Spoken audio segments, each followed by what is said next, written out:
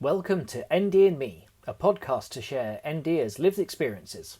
I'm Richard, an ND coach, mentor, accountability buddy, and business consultant. It's the afternoon. How is it already the afternoon? Rachel, thanks very much for coming on. Talk to me. Who is Rachel? Hello. Who is Rachel? And you know what? I knew that you were going to ask me that, and I've answered that question many times before. But as soon as somebody says introduce yourself, my brain is like, how do I distill all of my life and everything that represents me into a sentence? I am Rachel. Hello.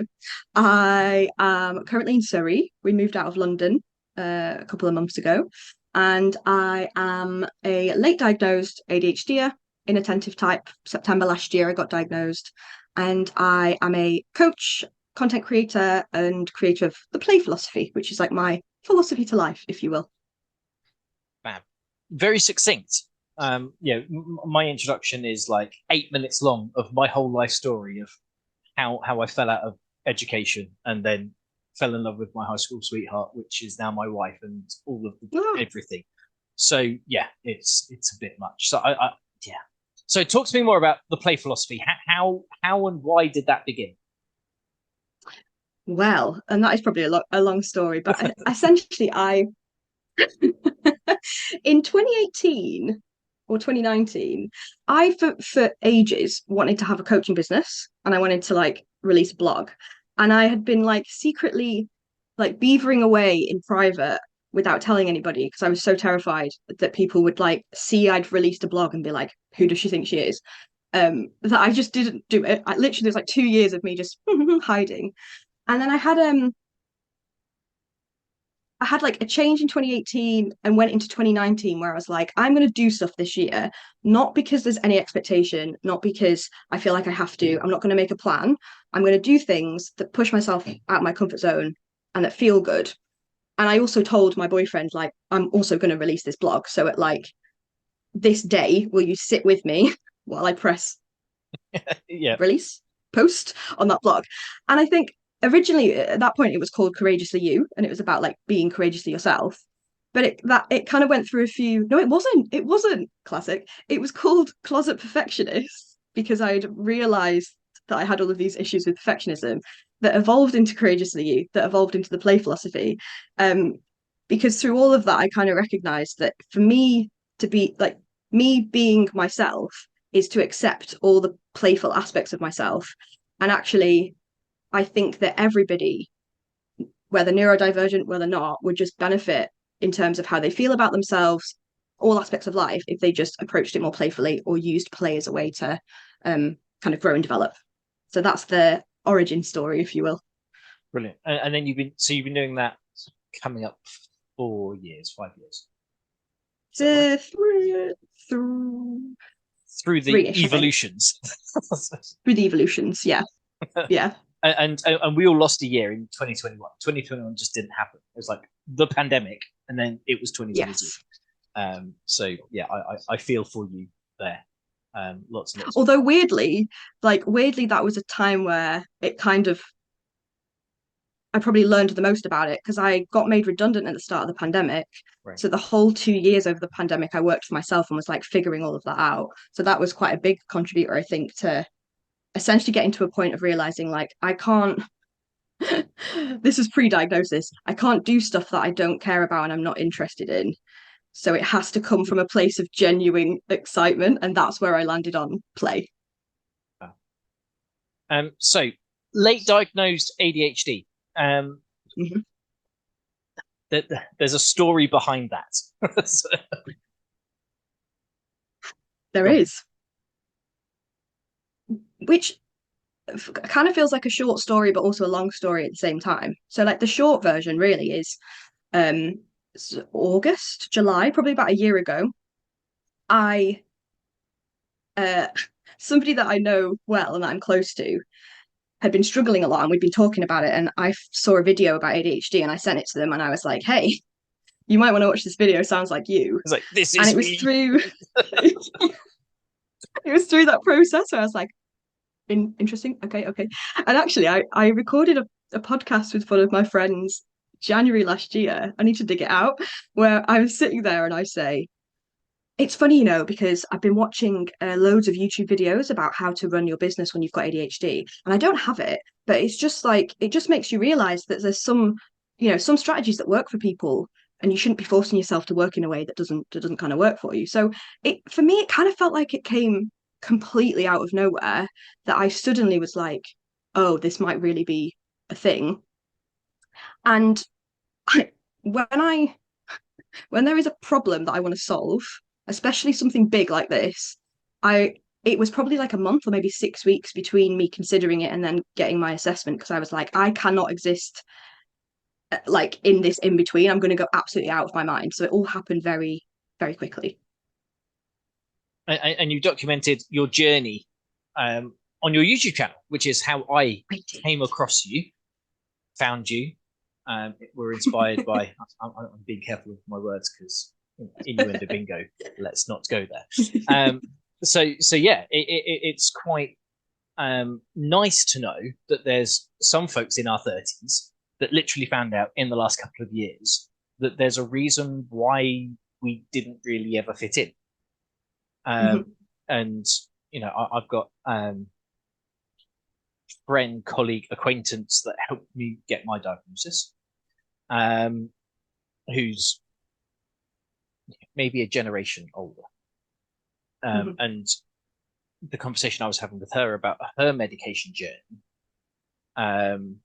resonated when I then watched your videos about your medication journey. So the Play Philosophy YouTube channel, it's more than just Play Philosophy now, isn't it? It's kind of your life and lived experience with ADHD and how some of the Play Philosophy stuff helps you with your ADHD stuff, and more. So talk to me about how you got all of this energy and passion and courage to put yourself in front of the internet and show the world that Eisenhower's matrix is pants, and here's this thing that I've made up and you can help me too. Well, you know what? It's funny because I throughout the whole pandemic, I wanted to, well, when I was learning about like growing a business and creating content and doing all of that, I was like, what are the forms of social media or content that I want to show up in? And I knew I liked writing, so I'd been doing that. And I think I knew on some level that I enjoyed and did video would work well, because in some of my jobs I had like done recorded e-learning modules where I'm like talking head like this. But I think I now recognize it's like pure rejection sensitivity. All I do still sometimes do this now, and I have to stop myself. I have a really awful habit when I'm on YouTube to instinctively go to the comments and look for any comment that is negative, and then like just worry about it. So there's just this fear. I guess a lot of people have this fear of putting themselves in front of others, right? So I never did, and I was like, oh, and well, it was that, and it was also, it felt like taking on YouTube was a massive commitment, and it would just be another thing that I would do 3 videos and then quote unquote fail at and not keep up with.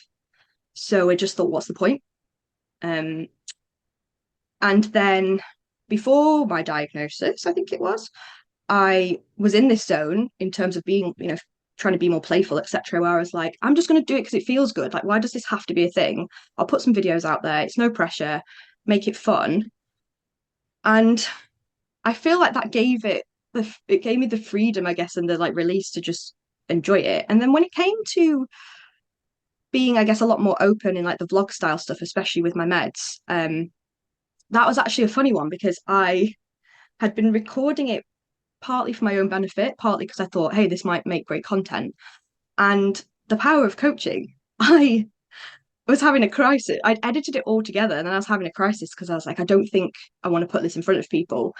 And me, the friend I mentioned, Jazz, who I'd done the podcast with, me and another coach friend, we all know each other through coaching circles, went to her wedding, and we were sat the morning after in the hotel room drinking a cup of tea, and I was telling Sarah about my fear around releasing this YouTube video, and she was just low-key coaching me, when you've not really like asked for it, but and she's what doing is it it about this fear that's And I left that conversation, thought, no, she's right. I'll just do it. I'm going to go and do it. my file had corrupted and I'd lost it all, so I had to re-edit it. But then I just did it and it was out there. And once it's out there, you kind of forget. Like sometimes I startle myself because I look at my videos and I'm like, I can't believe I put that on the internet, but oh well, it was fine at the time, so I guess we'll just keep going. And you know, there's a couple of bits there for me. I'm tripping over my words because my brain thinks faster than my mouth moves. We're 6 times more likely to complain than praise. And our own hierarchy of needs means that we want to be safe, so we look out for risks, and that negative perception and that negative spiral feeds all of that. I follow some geek culture stuff, and one of the biggest producers in that space put up videos with comments to say like, we've got haters, I don't care, upload. Yeah. So it's nice to see smaller creators doing their own thing and getting some traction there. And I'm kind of torn on some people that have got a very big presence on social media versus those people with smaller ones. That came out weird. But, what, in terms of like how they are, or like the enjoyment of the content? Sometimes I think that just because somebody's made a name for themselves makes people think that their story's worth more than smaller creators who are just doing their own thing. There's some really, really big names that are doing really, really fab work. Alex, who runs his own ADHD podcast that is leaps and bounds ahead of this. And that's partly because he's got 100,000 followers and he's taken it. And he's a marketeer by trade and a better marketeer than I am. And then ND and me, yay, with a handful of people checking out a couple of episodes. My watch time's not very good. Or is that because I'm not very engaged? Well, that's kind of the challenge with long form conversations, is that people who have variable attention stimulus traits might struggle to sit through an hour and 40 minutes of Richard waffling with someone. Although I've tried to get interesting people on who've got interesting takes on stuff.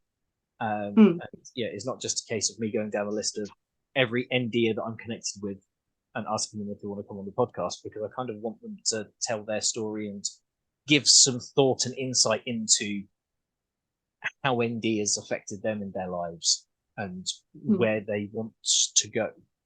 I've had some controversial is the wrong word. I'm the controversial one in the ND space. But people who are anti-meds, people who are anti-superhero rhetoric, to kind of say, we are all doing this in our own way, and there are some things that help certain people, but actually, trying not to say the F word, but F around and find out. It's just like, I was going to ask you about this. Is swearing allowed? Because sometimes it just spills out of me, but I can try and censor myself. The short answer is, if I click suitable for kids, and then there's a swear, and then we get flagged, then I get told off. But then if I don't click suitable for kids, then the reach is shorter. So it's like, well, I don't know. Interesting. But you know what's interesting about that in relation to what you're just saying is this like toss up, if you will, of like doing it because it feels good or makes sense to you, versus like, I think this is related to what you were just saying. In my brain, there was a little like ding that links, versus like the more I'm going to say strategic stuff around it. Like if you want to grow to be a big creator or like grow your audience or find more people, how do you do that and then not feeling like you're compromising on what feels like the right stuff? Or for me, a lot of the time it's like overcomplicating it to the point then where it just becomes uninteresting. Well, so what I like there is where Joe Rogan got to, which is I'll put out what I want to put out, and then my tribe will find me. Yes. Which is good and fine if you've got some level of infamy around you, so people know to find you. You know, like all of the indie creators that I spend a lot of time and effort engaging with were recommended. Oh, hey, did you see this video from so and so? Then you do a YouTube search, and then all of a sudden your feed's full of those people because the algorithm works. And there's another useful conversation potentially there about the community and your tribe, because I've been involved in a lot of HRE people stuff for a decade, and the neurodiversity community, neurodivergent community, neurospicy community. I love that phrase. That word is probably one of the most divisive communities I've ever experienced. Is that because we've got PDA and RSD and oppositional defiance, and we just all want to go to war with someone? Is that because there's some level of identity politics there, and you want to pick a side because you want to be a member of that tribe with this label? And then anybody who questions that thought process is therefore the enemy, and all the vitriol comes in. But in the last 2 months, we've had, Judy, the founder of the term neurodiversity, cancelled for her beliefs. I didn't know that. Yeah, it's been quite a thing. So she came over to the UK in April. And did a couple of speaking sessions. She got her honorary fellowship at Birkbeck. She did a session in Cambridge with Simon Baron-Cohen, who famously has done loads of research into the autistic mind and the gendered mind and all of that stuff. And then it was Pride Month. And Judy retweeted a Jacqueline Wilson, not Jacqueline Wilson, a Harry Potter lady.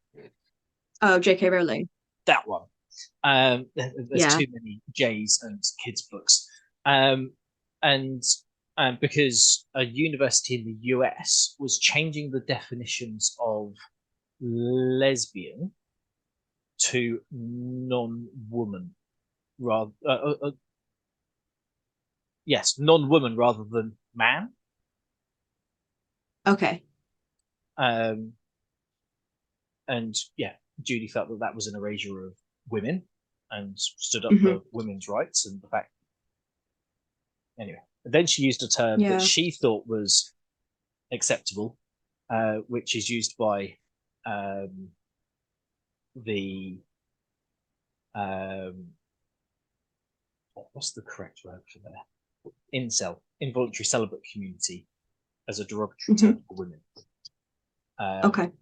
So then, the whole world erupted to go, hang on, you're standing up for women's rights whilst using a derogatory term for women, and that's anti-trans, and then the world set on fire. So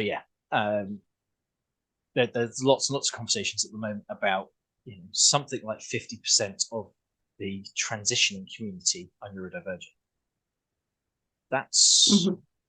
That's not a coincidence or a correlation. There's some level of causational conversation there that probably warrants more investigation.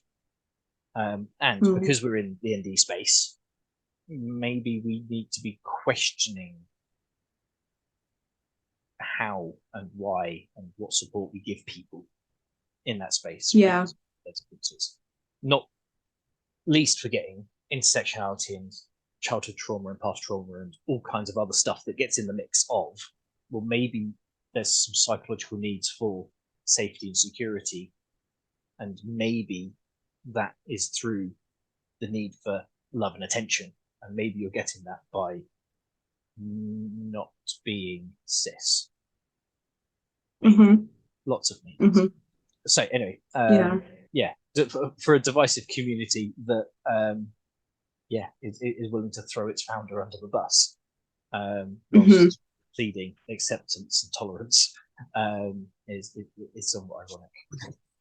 It's tricky, isn't it? Because I think with a lot of this, it's like how do you move forwards when sometimes asking a question is met with like resistance or getting cancelled or that kind of thing. Like I think it's a hard balance because there are some things where you want to hold people accountable for like their behavior or for the way in which their beliefs might negatively impact people, but at the same time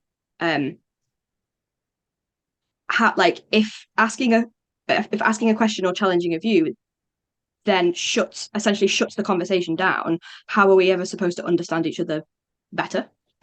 Yeah, and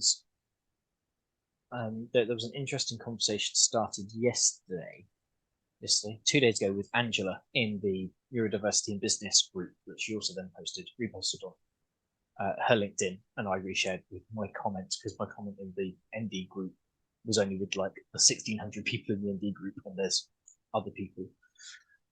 Is to have that conversation about balancing needs. Is that we're all human. We're all trying to fulfill our basic human needs, and sometimes that means not upholding somebody else's need. Okay, well, how do we have the conversation about whose needs are more important and when? So, Jess on how to ADHD has a video or two on relationships and managing those relationship needs on, her diagnosis and trying to navigate all of that journey of to say, well, right now, what I need is this, and I know that you also need stuff. How do we move forward? And that needs to be an adult to adult conversation, looking at transactional analysis, rather than some parent-child relationship or children throwing mud at each other. And too often, questioning is seen, asking questions for curiosity and clarity is seen as questioning to derive. And that's just not helpful. Calling people trolls and gaslighters when actually, because of the way their brains work, they would really value some further clarity on the issue of whatever we're talking about. Doesn't necessarily mean that there's malice there. I love that. Where does it come from? And I'll probably misquote it, but it's something about like don't assume malice when you can attribute it to like ignorance or stupidity or something. And that came out recently after the OceanGate scandal. So Real Engineering was talking about how the sub wasn't regulated or tested or stuff. But the guy who invented it, designed it, built it, was in it when the accident happened. Okay, right. Well, I don't think he was being malicious, but maybe naive, maybe arrogant. So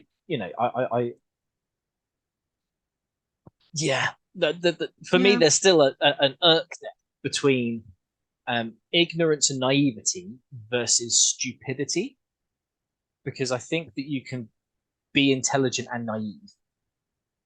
And I suppose I say stupidity because I think that's what the quote is, but actually what even does it mean, I suppose, to be stupid? Maybe naive is a better, naive or misinformed, or I don't know. I guess I suppose the flip side positive view on that is like how is like assuming positive intent as a starting point, but I think people often misattribute assuming positive intent as if you're then making excuses or allowances for someone, or like you're a bit of a pushover or whatever. But that's not the same thing. Like you can assume positive intent and still be like your behavior is not okay. But I think that it helps you be a bit more constructive about like solving a problem rather than just being like, well, we're not going to deal with you anymore. Well, and for me, that's a bigger conversation of accountability versus blame. or we're all responsible for our interactions with the world, and some of those interactions with the world aren't in our control. So we're not to blame for our interactions with the world, but we can still be held to account for them happening. Yeah. Or at least try to put skills and pills in the way of preventing them happening in the future. And that conversation comes to light for me when we're talking about incarceration, and that half of people in prison have ADHD traits. Okay, well, is that because we've built laws around the types of behaviors that ADHDs have? Or that it's societally unacceptable to be ADHD? And then you realize that half of ADHDers aren't in full-time work, and 70-something%, 80% of autistic folk aren't in work. So somewhere in that conversation is, well, is there actually a role for everybody in society? And a civilized world looks after those who can't provide. So how do we interact with all of that? But that's a deep philosophical question. Whilst trying to be playful, it probably isn't the right time and space to get into the weeds. I'm always partial to getting sucked into a philosophical conversation, though. So let's change tack for a second, because I'm wanting to be more lighthearted. I don't like conversations that lower my energy and timbre, and then all of a sudden get really dark and serious about the fact that we need to worry about the children. And yes, so elevate. Yeah. So you were in learning and development type stuff before you then started to play philosophy stuff. What drew you into that space? So originally, when I left uni, I was actually a primary school teacher or infant school teacher for a couple of years. So I always knew that like my degree was psychology. I originally was going to be wanting to be an educational psychologist, but by the time I'd done my 2 years of teaching, I was like, nah, I think I'm done with that for now. But it was always around like learning and education and whatnot. And I think I'm just like, I don't know, I think maybe a lot of people with ADHD are like this, but I've just always been like a learner at heart. Like I just love discovering something new, learning stuff, working with people. So it was very much that took me in that direction. Do you know, I'm finding it really, really difficult to get longer answers out of you, Rachel. It's almost like you're like, I can bookend this conversation. I'm like, I can expand. I can keep going. I'm just trying not to go too much in the wormhole. But yeah, it's really funny that I had Ali Acosta on for one of the first episodes of season 2, and she wrote a whole book on communications. Then got her diagnosis for ADHD, and now she's rewriting her book. Because she's like, oh really? None of this works. And we had a really good conversation of empowering ADHDers to bookend their bit and hand the conversation back, which is great if the person asking the questions knows what's next. It's like, chase the white rabbit. Oh, it's a dead end. Oh, cool. Thanks. Ready to riff. So yeah, feel free not to bookend. Okay, I won't do that. We can just let it flow.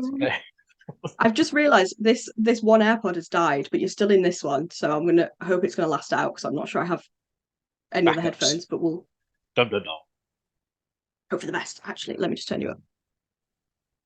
Should be good. Well, did you want to take one out and put it in the charger and then? Does that work? I don't know. Innovation. Fuck around and find out.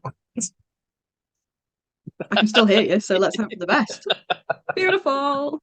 And then hopefully it'll have some charge when the other one runs it. Voila. Anyway, so Um, your accent sounds more northern. yes, I'm from Morecambe. Okay. Don't know if you know of Morecambe. Yes. Uh, As in the bay where all of those Asian people died picking cockles. they did, yes. I actually, like, I see when I went to university. I mean, it was Let's probably lighten about. up the conversation. We'll bring it. We'll bring it back around. No, what I was going to say is when I went to university, that seemed to be the one. I mean, it had happened, I think, probably 10 years before that. The one defining feature of like how people were like, "Oh yeah, I've heard of that place." I'm like, great, very very yeah, tragic story to be known for. But more, I'm trying to think more recently. The Queen visited once. We opened a statue of Eric Morecambe, the comedian. Yeah. Um, so that's another claim to fame. But generally, But was very Eric small Morecambe sleepy. from Morecambe? Yes, yeah. Okay. And this is where Yeah, his name so was actually like Eric Brown, but he wanted to be like famous, so he named himself after. probably. Surely that can't be a it can't be a coincidence. He must have just like made it up and put it all together. Well, so Uh, I was watching the documentary of Monty Python and about John Cleese and mhm. his dad, because Cleese isn't John's last name; Oh it's Cheese. no, it's not. That's so much better. And it's not like he needed to be taken seriously, right? Like, because he's a funny man. Well, maybe people weren't taking him seriously because his name was Cheese. Maybe. So talking about ADHD and inattentiveness, I have a habit of mishearing things. Mhm. I've got 4 kids, and Ooh. one day I walked out of the kitchen and they were having a conversation with the missus, their mum, and I, I question cheese. So now it's a running joke in the house that whenever I do anything slightly stupid, everyone in the house just shouts cheese. So yeah, I'm I'm sure ridiculed and bullied by my own family. maybe that's why John Cheese changed his name because I imagine at school he probably got a lot of that. Mr. Cheese. I once met somebody whose last name was Rainbow, and I just thought, what a world to be living in. Yeah, Mark Rainbow at BT and OpenReach runs their ND ERG. Oh, another rainbow. I don't know where does that originate from? Like, how does that happen? So it's probably who was I watching? What's Jay's last name? There's a historian that does walking tours in London. It's not Fuller, Fowler. Begins with an F. Anyway, and she does YouTube shorts and TikToks and reels and I don't know. All I that do stuff, Facebook yeah. and YouTube. That just and Instagram Yeah. and LinkedIn for the professional lols until I get told off. And TikTok terrifies me. well, I just I'm so worried that there's all of this stuff of like, I've gone down a rabbit hole. I've wasted all of this time looking at, it's rotted my brain. I was like, I'm not even going to download it and create an account. It's just yeah. I'll just avoid that. So Yeah. she was doing a piece on why we have surnames, and goes back to the bubonic plague and the fact that now instead of being the only Richard in the village, I had to go wider than my small community because there was a sort of shortage of labour and I needed to travel for work and earn more money and. So then you became somebody's son.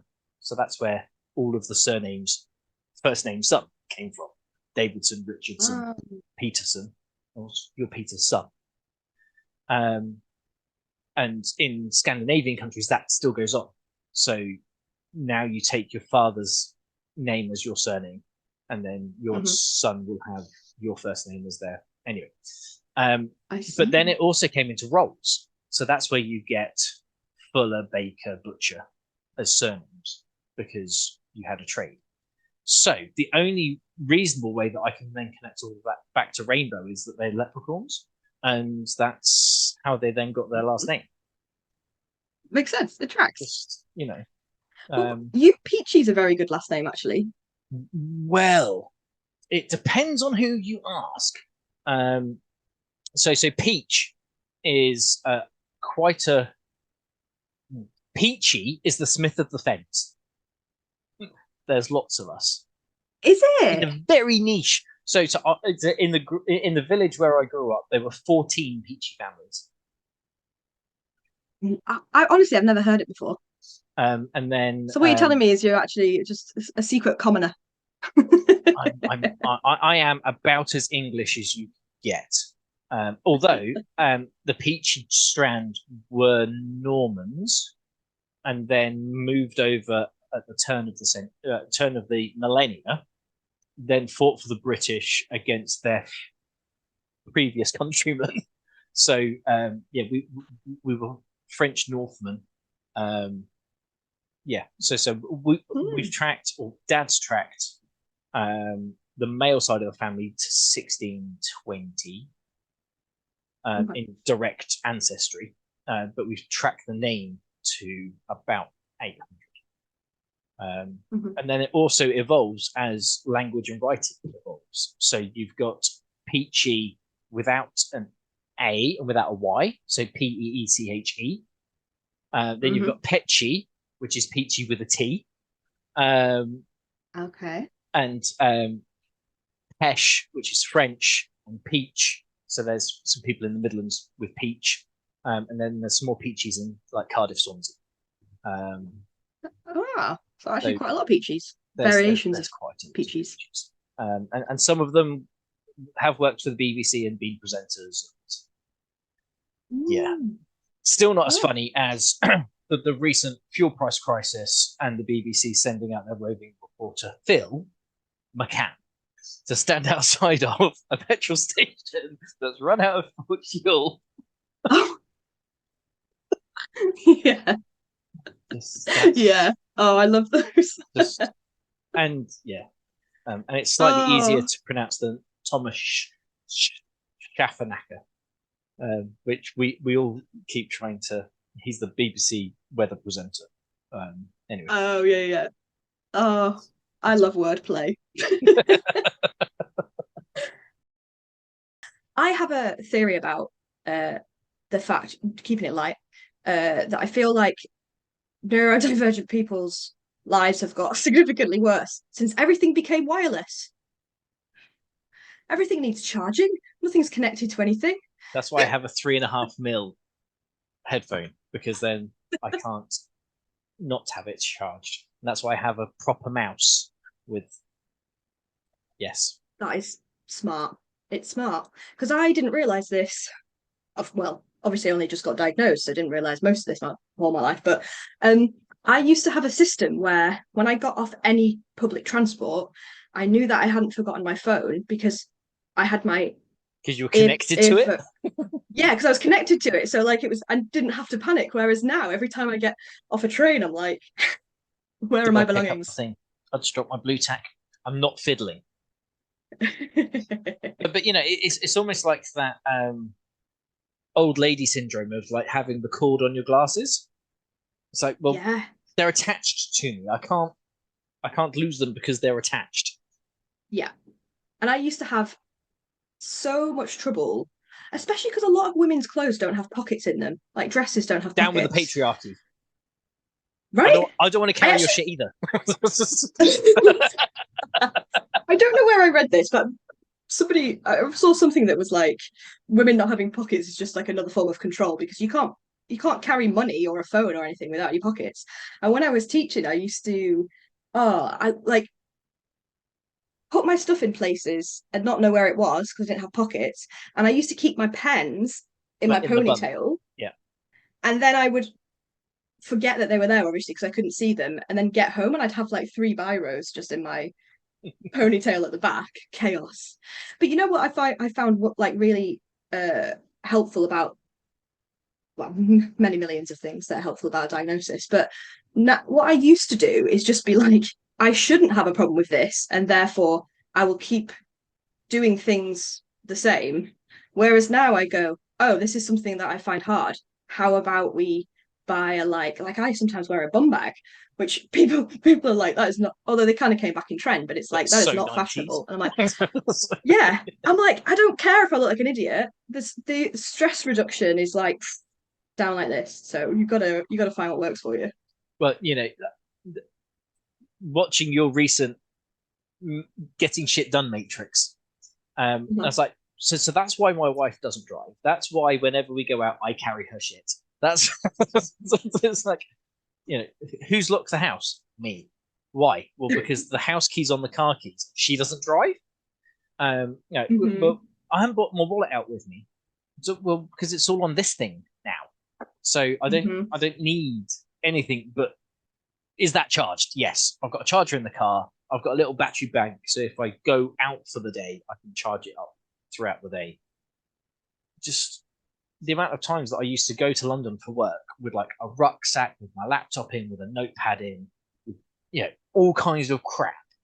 And then in the end, I ended up with my phone. Why? Well, because it's got a notes function. And because we're now on Office 365, I can just put it straight on OneNote and it's done. Instead of having a black and red and a little one, because this one could fit in my jacket pocket. So then that way I could get on the train with just a phone and a note. And then you go back to look for your notes in the wrong notepad because you forgot what notepad you wrote it in. Yeah.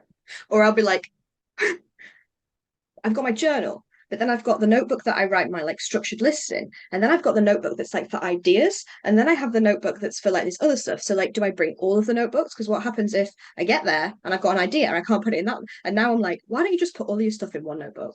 And because they're going to end up crossing over at some point, and then just go from access to work have granted me a remarkable. I was like, but then I could have folders in a remarkable. And then I could just have this folder for this thing, and then I just carry one thing because it's. Have you got it yet? The offline conversation. No, because the access to work process is really, really, really not neuro-inclusive. Yeah, I've had that experience recently. So what we need you to do is, we're going to grant you, I think it's 24 or 25,000 quid's worth of support over 3 years. But what you need to do is spend the money and then claim it back. And I'm like, cool. Let me just go check in the sofa for 25 grand. It's a bit much. So they're like, oh, you can get this new curved monitor as your second screen, 400 quid. It's like, cool. I'm self-employed and I would rather spend 400 quid going out networking and trying to get more work than on a second screen. Yeah, but having a second screen might make all of your other stuff easier. So I get that, but I'm in my 30s. I've lived this chaotic existence for over 30 years. I don't need to spend 1,000 quid on tech to be a little bit better than I currently am. Because if I had that 1,000 quid, I'd much rather go and grow my business. So that's kind of the catch. It's like just trust. Is sort of like just trust me that I know what would be helpful, right? Well, it's really funny because the I don't even know what qualifications the assessors have. I think they're occupational psychologists. They're like, so what do you think would help you? And I was like, well, I'm already doing this. So they were like, oh, you can have Grammarly. And I was like, I'm already using Grammarly. Oh, but at least I get to claim that back now. I've been using Grammarly since Grammarly existed because I was like, I'm really shit at writing. Cool. Come and make this not a complete shit show.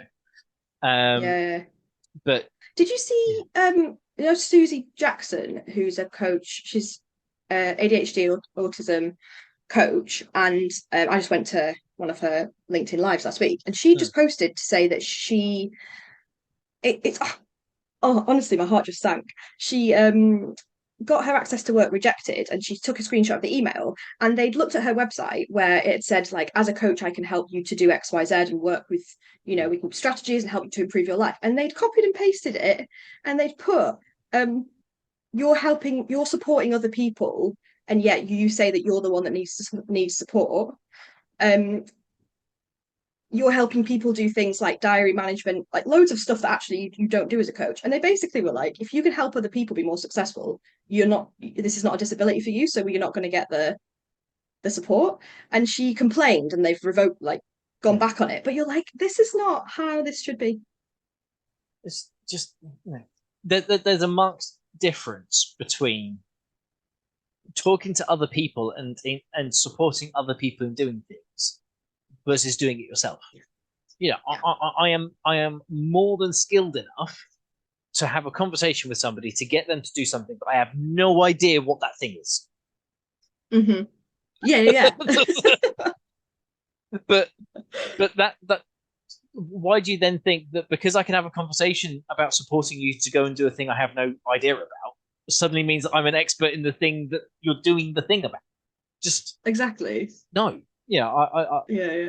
I trained as a workplace mediator in 2015 because that was part of my old role, was selling dispute resolution.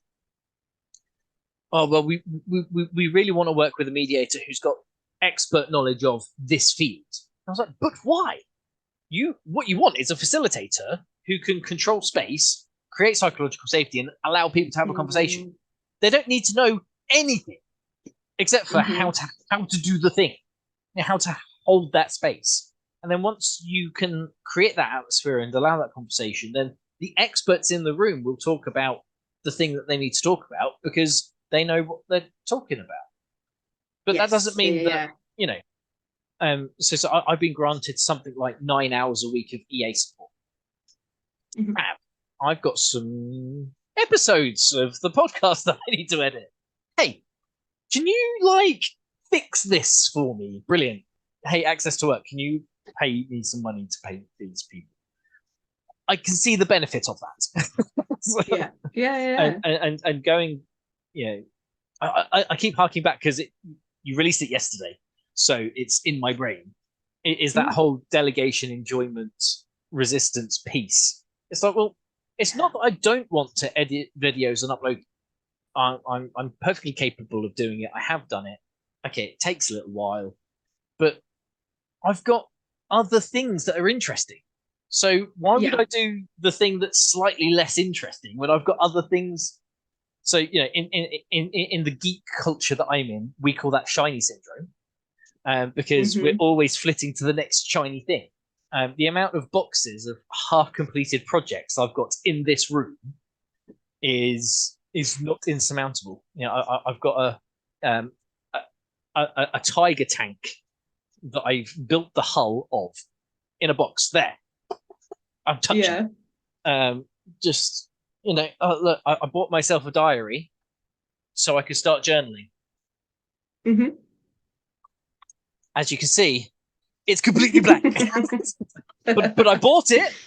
The intent was there. The intent was there, and I tried because I have a big thing about this, which is there's nothing wrong with having going after that shiny thing if we're kind of told that that's not allowed, right? Because you're not being consistent, you're not following through, and you're not completing the stuff.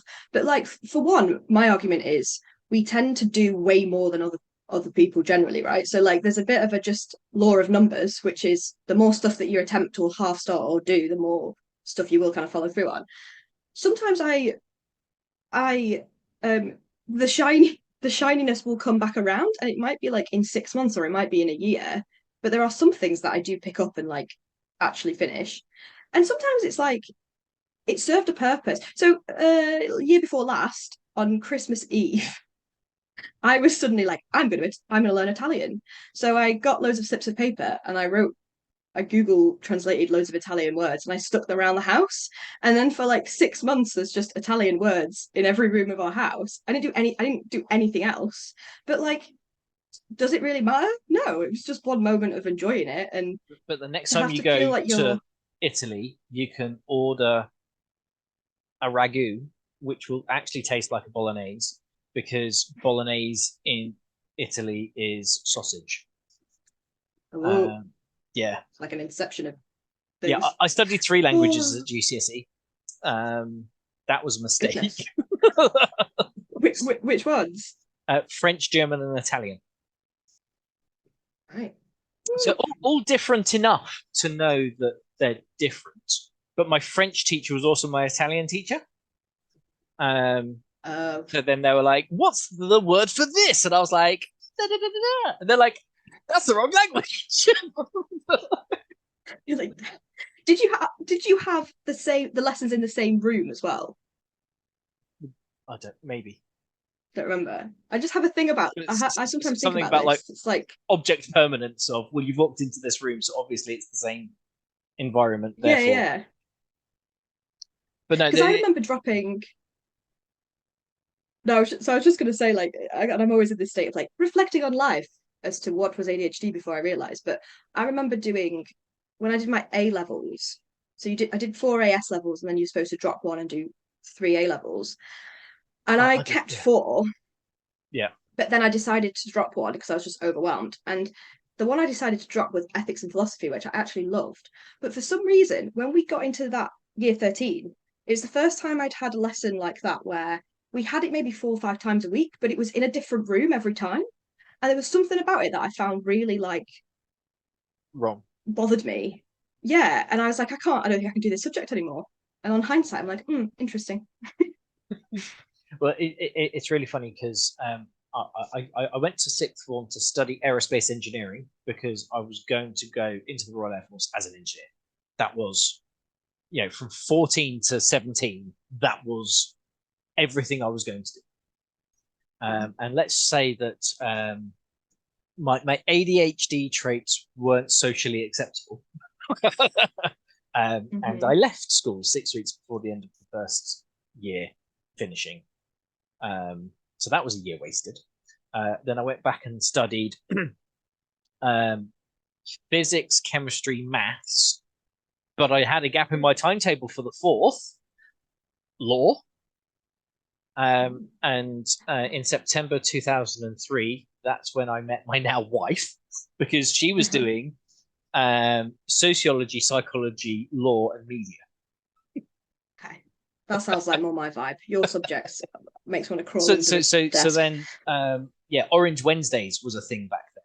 So we used to just like go to the library, rent movies, and watch them in the library instead of studying. And then we were in Cambridge, and there was a shuttle bus like to the cinema. So we were at the cinema a lot. So the sum of that was I passed 1 AS level out of the 4. So then I dropped everything and then tried to do the AS and the A2 in 1 year for law. So my gap filling subject was the only subject I passed. Might that have been because Kate was in the lesson? Anyway, so yeah, I was doing night school for the A2 while studying the AS during the day, so I could try and do a whole A level in my second year, which was technically my third year at sixth form. Anyway, so after 3 years at sixth form, I didn't actually get any better than I did on the second year. So yeah, we both left, and then we had my eldest the next summer. So we didn't go to uni. The whole world fell apart.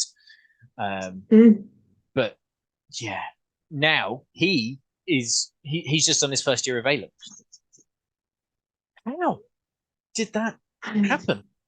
So this last week, we went and spent a couple of days. Well, we spent a night in London because that was the first time that we'd been childless in 17 years. Because 3 of the youngest 3 were on school trips, and the eldest is now 17. So we're like, hey, we're going to go into London for 2 days. You can stay here.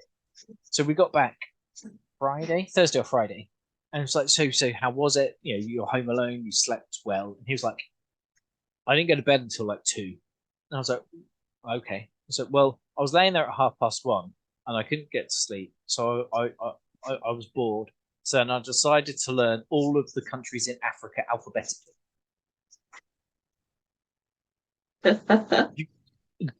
I would have just gone to sleep.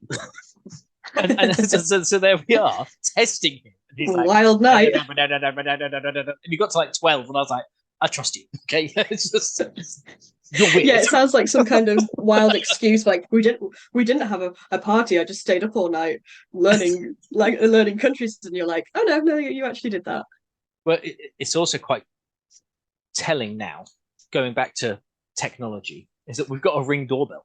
So it's not like he could have snuck 16 mates into our house and had a party anyway. He Mhm. could have, because he could have got them to crouch, because we left our car here and took his car that he's learning to drive in, because I was like, I don't want people to think that we're not there, so we'll take his car. So they could have like crouched and walked behind our car and then come in the back, because the ring is a motion sensor and the car anyway. Giving him ideas for next time. Well, he's never going to watch this, so it's going to be fine. But no, mother-in-law took him out for a steak dinner, and they got back at like 8. So, but that's the other thing, is that technology has also changed how we interact with the world. You know, at his age, I was out 4 or 5 nights a week, going to the cinema, seeing mates, driving my car or my moped or whatever. And he plays computer games. It's like, just go and do something. You know, so he broke up from college literally last week, and it's like,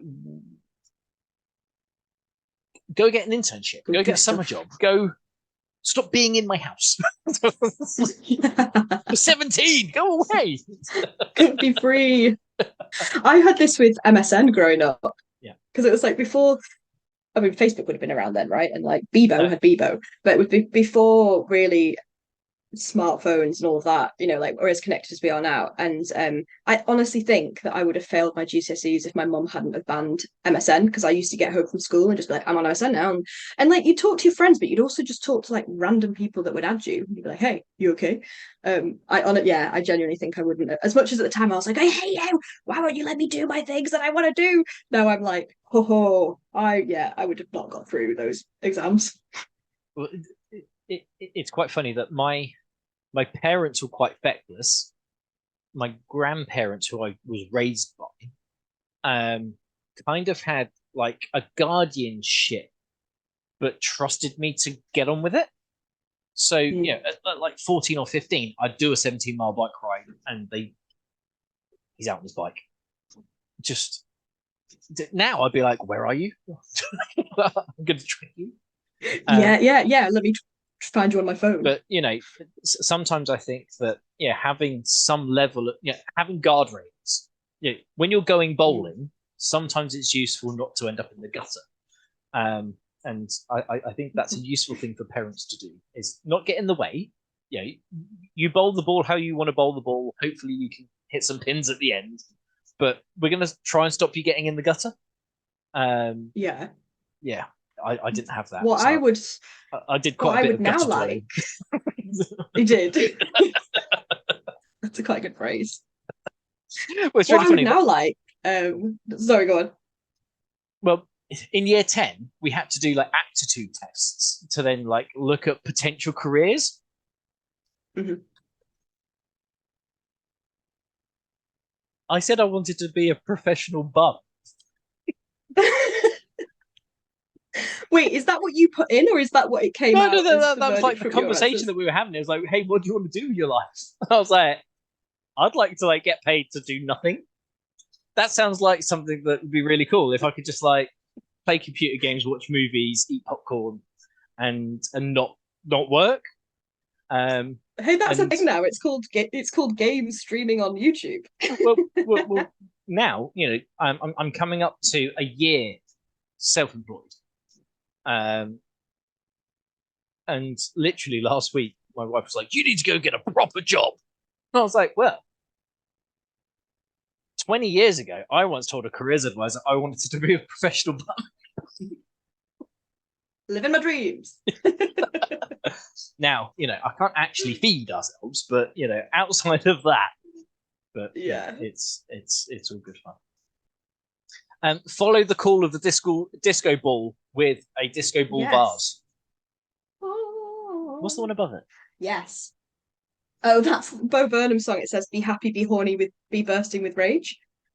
Sometimes when I'm working, I'm like, should I just put that down a little bit? But the general reception is quite one of enjoyment. What I was going to say is, I would like you to tell me, or someone to tell me, how do you, at the age of 31, basically just like have a parent for yourself? Like, I want a parent. Me and my boyfriend were saying this the other day. We're like, we just feel like we need a grown up to just come and be like, those guardrails in place, like my mum did for me when I was 16 with MSN. Like, just please do that for me, because having to do it for yourself is very tiring. That's what mentoring is. Woo! Yeah, it's true, actually, isn't it? That whole conversation. So I'm currently undergoing a diploma in coaching and mentoring because I've got the skills. I just want a piece of paper so somebody can say, well, what actually qualifies you to do the stuff that you do? Now, well, actually, I've got a piece of paper, which would be the first piece of paper that I've actually earned in 17 years. As opposed to just 20. Let's not go there. Because I don't care about accolades and pieces of paper. Just, yeah.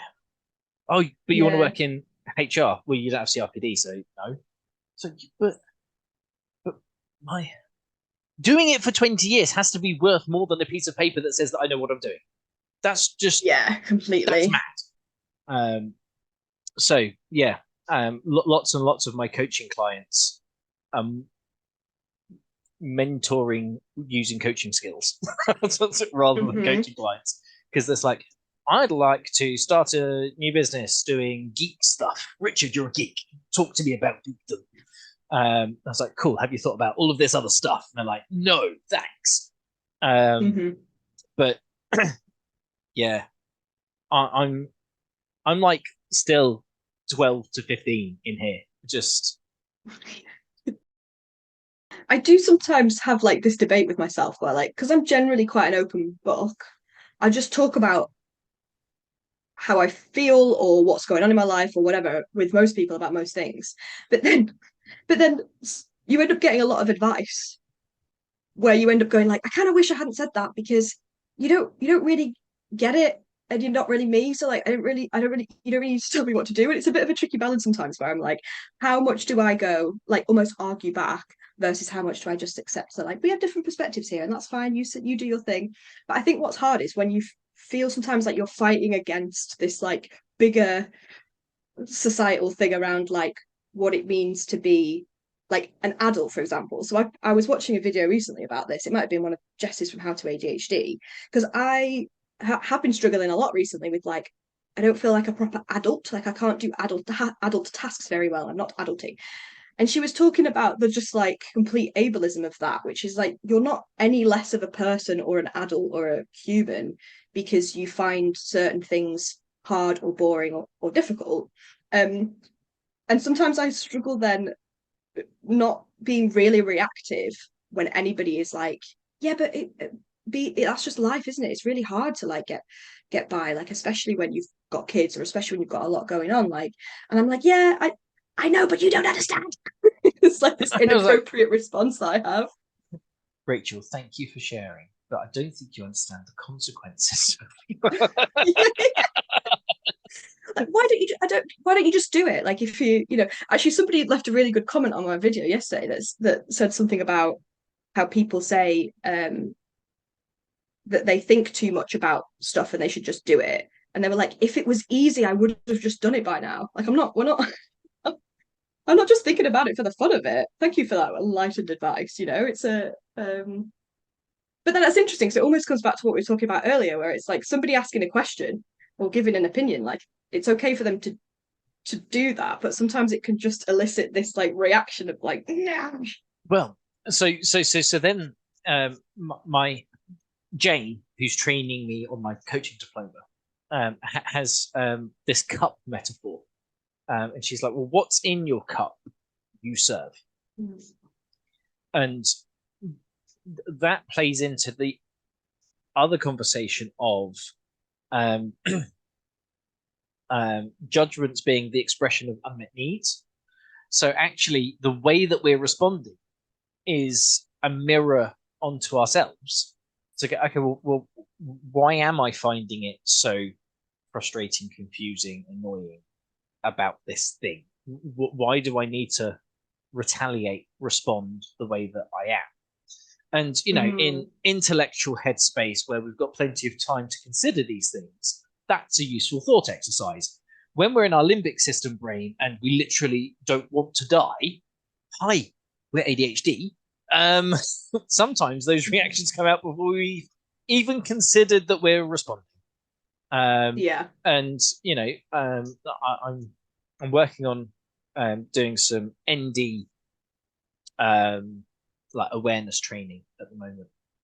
So well, what I want is the ability to play a massively loud bang, but over Zoom. Okay, that's quite hard because everyone's got their speakers set to whatever their speakers are set to. But if you could play a massive bang and wait for people to flinch, because you will, because it's a loud bang. Well, then you can have the conversation of, well, between trigger and reaction, there's a pause. And in that pause, we get to decide how we're going to respond. And I'm like, cool. In my world, there's trigger reaction. Oh shit, what was that reaction? So don't come at me and say that I get to control my behaviors, because my brain is reaction. It is defensive because I don't want to die. Okay, well, does that mean that I can be incredibly witty and sometimes funny? Yes. Does that mean that I can be massively vicious? Yes. Okay. Well, did you mean to be as vicious as you were? Well, that's a Freudian slip then, isn't it? You got what I wanted to give you. I just didn't have the brain capacity to quell my own thirst for giving it to you. So instead of going, oh, hang on a second, now's not the right time to hold somebody publicly accountable, why don't I temper this with, thanks very much for sharing. Can I come back to you next week about this other thing that I want to talk to you about? Rather than, yeah, and you're a twat.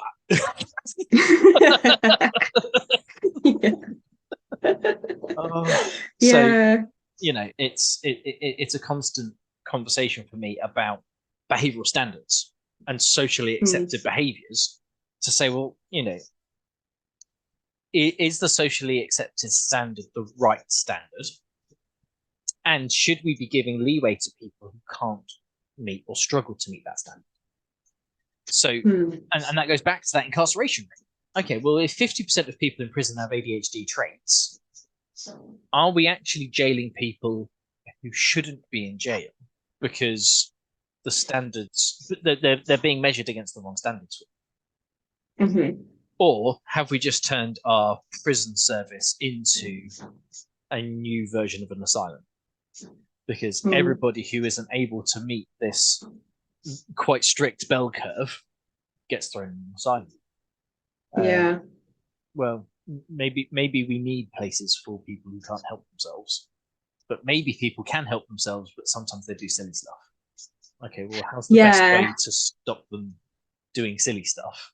Because they're going to continue to do silly stuff because we are the embodiment of doing silly stuff. You can't train that out of us. You can't rehab us out of that. Yeah. And I also, it's interesting, isn't it? And also like an acknowledgement that like, if you can, you can't train that out of us, but perhaps there's ways in which we can learn to, I don't know, like try and widen that gap between trigger and response in some cases, but then people need to acknowledge that like that is a lot of like effort. There's an effort that goes into like there's effort that goes into that, and therefore that's why a lot of people are feeling like you're trying really hard and the intent is the right intent, and therefore being punished or not kind of being acknowledged for that is really hard. It's like the fault thing, isn't it? It's like you're not to necessarily blame, but there's a responsibility there for yourself. But then people please acknowledge that having this responsibility is a lot. No, I'm giggling there because my brain went to Ricky Gervais's bit on his mate at school who had Tourette's. So when somebody with Tourette's says something out of place, it's kind of socially accepted that they don't necessarily mean the things they're saying. They're just saying it. Interesting. And So the bit there was the teacher was asking something to the class. One of the this boy with Tourette's said something sexually inappropriate about an act that he would do to the teacher. So the teacher said, "Okay, thank you," and then went to another boy and said, "And how about you?" for the answer to the other boy. And the other boy said, "Yeah, I would too, miss." So that's not the answer to the question that she was asking. Yeah. But it was socially acceptable for the person who was diagnosed to behave a certain way because those traits were accepted. A lot of what I've been doing is in discrimination and harassment, and the Equalities Act talks about the types of behaviours that are covered by the Act, and it's not covered for arson, theft, voyeurism, and a whole list of other stuff. And then you go down that list and go, they all sound like really impulsive behaviours that somebody with ADHD might have. Hang on a second. Is the Equality Act discriminating against impulsive neurotypes because all of the types of behaviours that impulsive ADHDers may also exhibit? Yeah. And I do. It's that issue, and I just think I think there's a long way to go with this with ADHD, isn't there? Where like there's a moral attachment to the behaviour, or a moral judgment that's attached to the behaviour because it's like a conscious decision has been made, and if you're making the wrong or the bad one, you are wholly wrong to blame, or wrong or bad for that reason. And I just think when you compare it to some, like you say with the example of Tourette's, like I just don't think with ADHD a lot of people have got their head around the fact that it's, for one, a legitimate thing sometimes. It's like, oh, it's in your brain, and therefore, like, as if everything's not in your brain, and therefore it's not really a thing. It's just there's a long way to go, I think. So for me, there's two bits there. The first is that every good person has done something bad, and every bad person is capable of doing something good. Mm-hmm. So just because they've done some terrible things doesn't mean that they were always terrible. And the second was, my inattentive brains just decided to go, see you later. Those experts that you trust that then have a difference of opinion. So, I follow a clinical psychologist who I rate really highly. He's a really educated guy. He's done a lot to support the education of other people and critical thinking and a whole lot of really good stuff. But he doesn't believe ADHD exists. ADHD is a set of symptoms of mainly boys, because the DSM was written for boys, hyperactive boys that aren't given the right level of attention. Well, actually, if you gave an ADHD kid the ability to go and play 20 hours a day, after 18, they'd come in bored and hungry. Good. Well, then create an environment where that person can go and do what they want for all of that time, and you might be able to do that in a way that is productive to society. Hey, go build a wall. Here's some bricks. We can train you to stick bricks together. There you go. You're now a bricklayer. You're doing something that is physically enduring, and you're being productive to society, but you're not drinking heavily and beating people up. Although I know plenty of bricklayers who drink.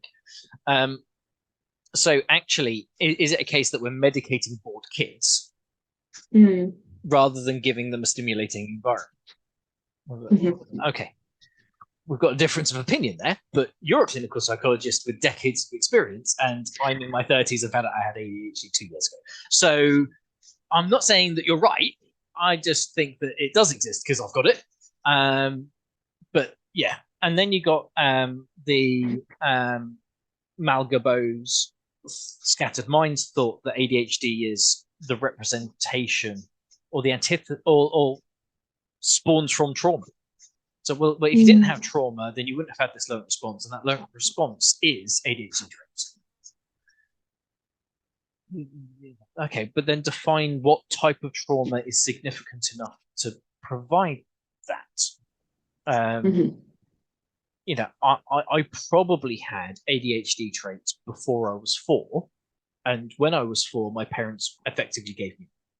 So, are you saying that I experienced trauma before I realized I experienced trauma to then behave in the way that I then behaved? Hmm. I don't buy into that either. Now, what I do buy into is that we're all a big vat of soup or stew, but some wet food stuff, and that is a whole bunch of different ingredients, and that might be a dash of trauma, and the meaty substance of our lived experience creates the learnt responses that we've created. Mhm. And how our brains work is some other liquid in that vat of soup. Yeah. So, yeah, I don't like to jump up and down about the definitions and diagnoses and labels that I have, because I see myself as this vat of soup. Yeah. And sometimes I found that a tricky thing processing my diagnosis, to like want to know more about it. Like the example you gave of the clinical psychologist, right? Because you can't easily dismiss that as ignorance, because this is a person that knows what they're talking about. But when you're trying to figure it out for yourself, then you're like, oh my goodness, like, does it not exist? Blah, blah, blah. But I think what I found, I don't know, helpful or interesting to think about is like, no, well, there will be people that say it doesn't exist. There will be, but there's also just sometimes like not a denial that there is a presentation of things that leads to a certain behavior or way of being, but almost like the cause of them is potentially different, right? So there's some people don't like to go down the whole diagnostic route and like the pathologizing of ADHD, and I feel like that quite a lot. It's not a problem to solve, and what makes it a problem is existing in an environment that doesn't allow for, to the example you gave with like young boys and excitement, right? Like if you took somebody with ADHD and put them in a different environment, would they still have that problem or selection of problems? Maybe not. But sometimes I kind of go like, does it really matter where it came from or how it came to be? Kind of yes, but also sometimes no. And I had another thought process that's just meandered off somewhere on this. What was it? It'll come back to me. But yeah, it's kind of I'm loving it. Love that synergy. Oh no. Go. And there you go. I remember what I was going to say. When I was journaling straight after my diagnosis, and I wrote a list of things that I struggle with, yada yada yada. And I remember writing like, because ADHD is not like testable in the way of like you can do a brain scan and go, this is where it is and this is the problem. Well, ooh. There has been some research to say that ADHD brains do react differently to stimuli. But anyway, carry on. And small. Actually, I might have read something about them being smaller. I suppose at this point, maybe I should say at this point, as in, doesn't mean it's never going to happen, but it's not used as part of the diagnostic criteria. However, the diagnostic criteria is like way outdated anyway, right? But I remember writing like, here is all of the traits or things that I have, but like, what if it's not ADHD? But then I'm like, but if it matches all of these things, does it matter if it's ADHD or not? Like, it's still the same stuff. I'm working on a trait-based model of neurodivergence. So then, because if you look at the DISs, autism and ADHD, something like 40% of the traits can be any of them. So if you're having trouble being a completer finisher, all of them have got creativity. So I'm not necessarily worried about you having ideas, because you're going to have ideas. So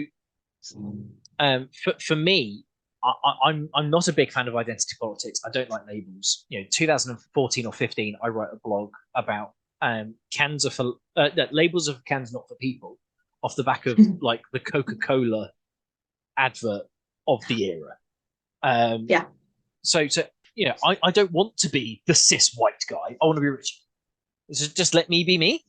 So if we then had a spectrum of being really good at something versus not being good at it at all across all kinds of different traits, then we could find jobs for people based on their own ability and then create a world around their own capability of interacting with the world. So you will have some people who have very, very small shapes because all of these traits are 2 or 3 dimensional, who need more support from the community.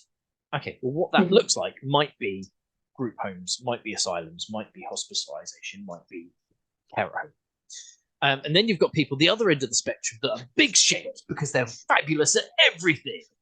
Okay, well, then they're the Richard Bransons, the James Dysons, the Elon Musks, the Albert Einsteins. But then you realize that they're big shapes, but they've got big deficits. And many of those people aren't very good people. And that's because they're big thinkers doing really cool things and aren't as empathetic as they could be societally.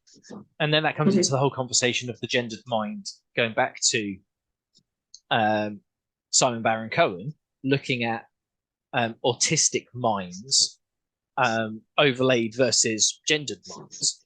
Okay, well, autistic minds are typically lower EQ than the average man and the average woman. Okay, well, we shouldn't be penalizing these technical experts who are really good at doing their bit because they don't have this other bit.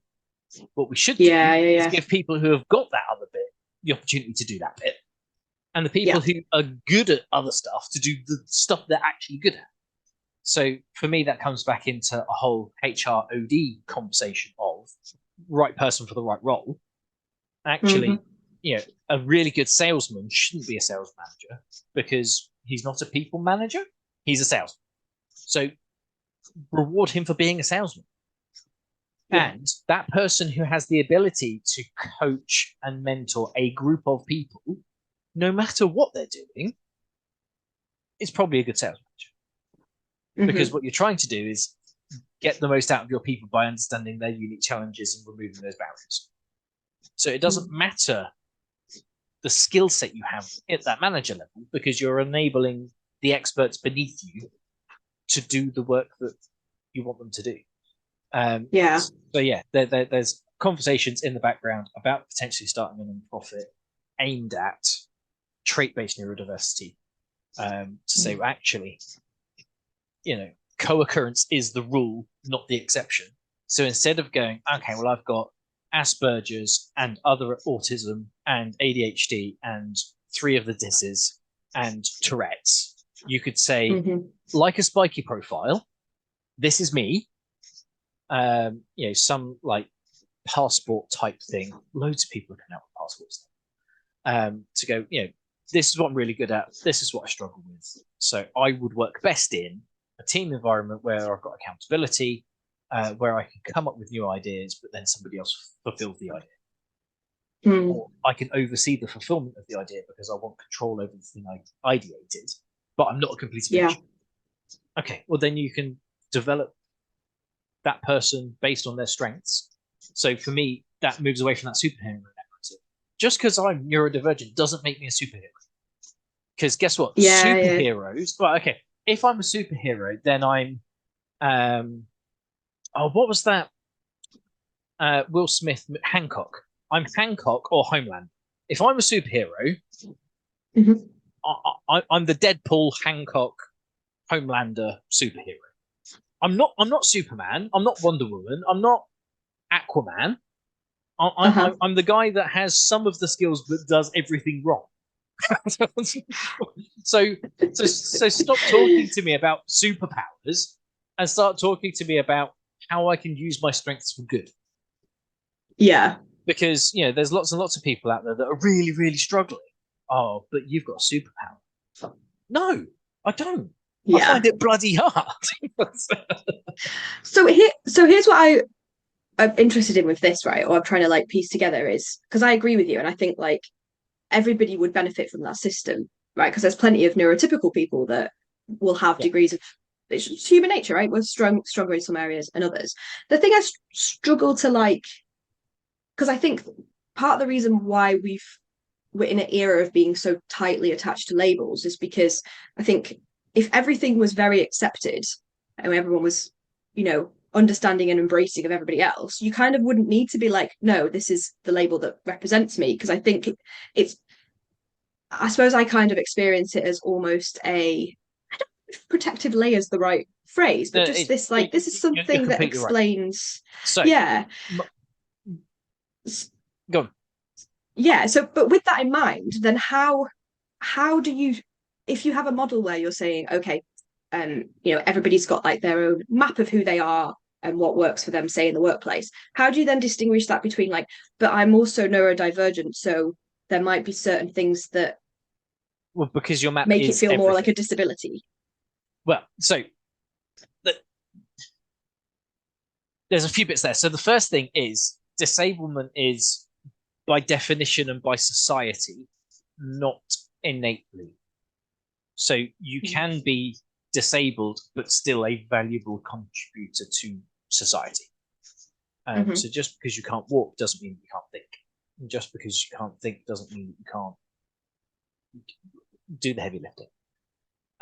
So there are mostly ways that we can support people who are less able or weaker in certain areas. So I don't like disabled rhetoric. On an ED&I form, I prefer not to say, because I don't want to say I'm not, because under EA 2010 I could meet the definition, but I also don't want the label. So yeah. So then the other piece of that was remind me again. We were the why. So because of my past work in human behaviors, I did loads and loads of sociology, anthropology type stuff in understanding humans. We're wired for the Stone Age. We're used to having a community of 20 to 50 people. Our brains don't really know more than 150 people. Okay, you might have 20,000 people on your social media, but do you know their kids' names? No. But then you don't really know them. Okay, well then, accent in the UK, 50 years ago, there was over 150 different dialects in England. Now there's 15. Well, why? Well, because people move. So somebody comes from the Northwest and now lived in London and now lives in Surrey. And over time, your tonality will become more Southern. I'm surprised I'm not webbed. I'm Fenland born and bred. My ancestors have been in the village so the old house, the house next door to my dad's, was built by my ancestors in the 1500s. So I literally lived on the same land that my family did for 500 years. Wow. So you can't get much more English than this. And I can tell the difference between Norfolk, Suffolk, Bedfordshire to Cambridgeshire. But loads of other people would be like, that's just southeastern. Everybody knows that Essex is just it's just itself. But then so much of that I got told off once for using the word urban. But apparently it's now something like English multicultural. So that there is a specific dialect name for what's spoken in London and Essex, which to me is like the erosion of Queen's English into something more slangy. You're dropping the T's for D's and the T's completely. bottle of water type stuff. So that straight away on the call, I was like, London and Surrey, but I hear Northern. My mum was born in Middlesbrough, and then moved down. So sometimes she still sounds Northern, but she's lived down south for 60 years. So there's still that ability to pick up stuff. So that for me goes back to that tribalism thought, that the reason why we have different dialects is to find out who shares our values, who is like us. So when you get somebody who talks a bit country, then all of a sudden you're like, well, you're not from here. And because you're not from here, I don't know if I can trust you. So as globalization exists, as we start migrating around the world, we need different ways of finding out who's in our in group. And we do that through those labels. Okay, well, my in group is white guys of my generation who live in America and the UK. Okay, maybe Northern Europe and America. Okay, but that doesn't mean that a Pakistani chap can't be in my in group. But my default is, if you looked at the top 100 people I know, 80 or 90 of them are going to be white. Well, it doesn't mean that I'm racist. It just means that the demographics are the demographics. So that ideology is too strong a word, but that identity-based world is the evolution of that caveman. Is to say, well, I need to know that I can trust you, and without spending 2 hours getting to know you, I need some idea of who you are quickly, because you might be a charlatan, you might be ready to stab me in my back, you might be a raiding party from Norway. So how do I trust you? Okay, well, you can trust me because I've got EDI in my title. You can trust me because I've pronounced my pronouns. You can trust me because of all of this other stuff.